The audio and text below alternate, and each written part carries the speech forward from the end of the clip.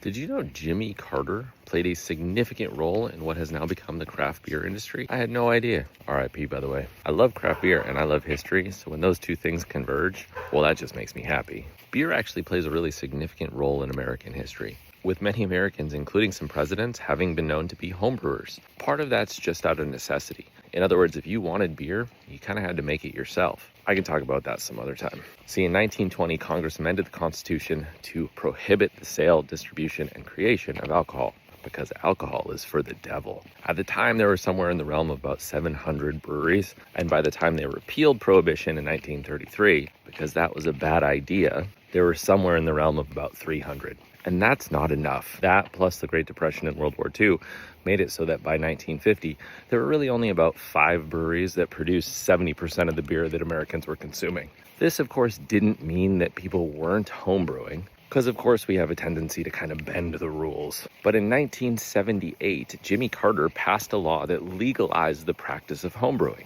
By legalization, I mean, of course, he changed some tax regulations, but that's kind of boring. What it did mean is it made supplies much easier to get and made it so that people could pursue this interest legally and openly. It did limit production to 200 gallons per household per annum, but if you're working in 5-gallon batches, that's 40 brews to experiment with in the year. The American Homebrewers Association estimates that 9 out of 10 craft brewers actually began as homebrewers.